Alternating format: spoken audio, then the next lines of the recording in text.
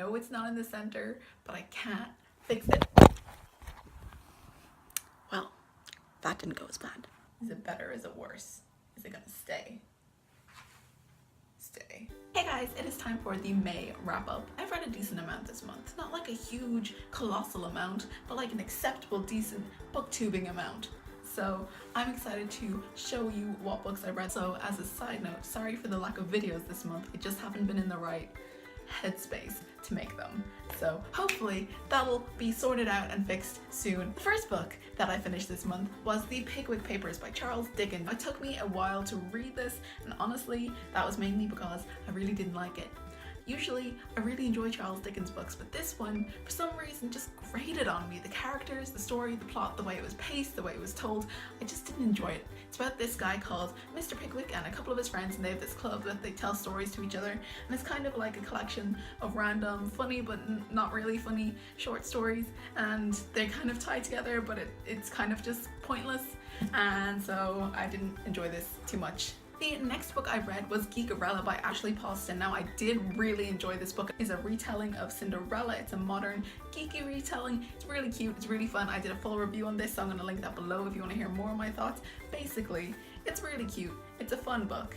I really enjoyed it. It was what I needed when I read it. The next book I read I actually don't have a copy of because I borrowed it from the library, and that is Coraline by Neil Gaiman. I don't know how many times I've said I love Neil Gaiman on this channel, but I love him. His writing is just incredible. Coraline is about a young girl who moves to a new house, and in it there is a doorway that leads to an other place with other people who are really creepy. I've actually seen the movie for this so many times, but this was the first time that I read the book. The plot was a little simpler than the movie, but I think that really worked in its favor. It was really creepy, it was perfect. I'm gonna keep my eyes open for a really nice edition so I can buy it for myself.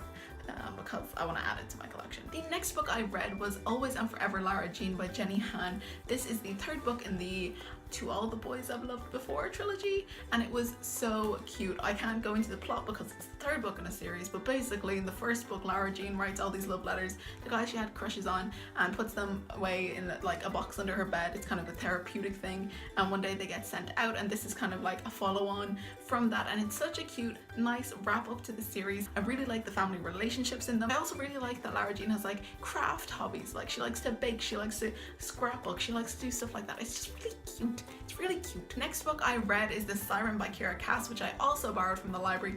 Now this book was okay. It was okay. It's about a girl who becomes a siren, which is basically kind of similar to the mermaid idea, where there's a pretty girl who lives in the ocean and she sings and it attracts people to their death. It's a classical myth. So this book is about a girl who becomes a siren. It's kind of affecting her emotionally, and honestly the book was okay. I felt like it had potential, but it didn't quite reach it.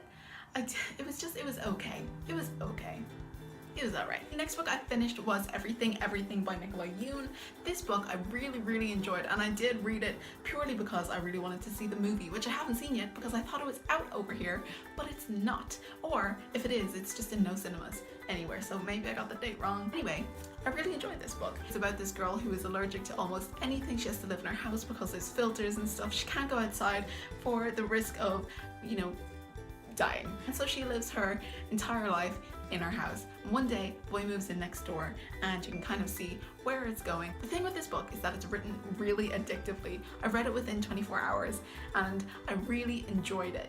But there were one or two things I can't go into, spoilers, the ending, but there's just one or two things that I kind of had an issue with, and it's concerning health in books in general. I did really enjoy reading this book, and I will definitely be checking out the movie as soon as I can find out where there's a screening. The next book I'm still currently reading, and that is the library copy of The Glittering Court by Rochelle Mead. This is a fantasy book about a girl who is very wealthy. It's kind of historically set, and she doesn't really want to marry the guy she's been set up with, so she runs away to join the Glittering Court, and the Glittering Court is what trains poor servant girls to become very well presented wives for a colony over yonder.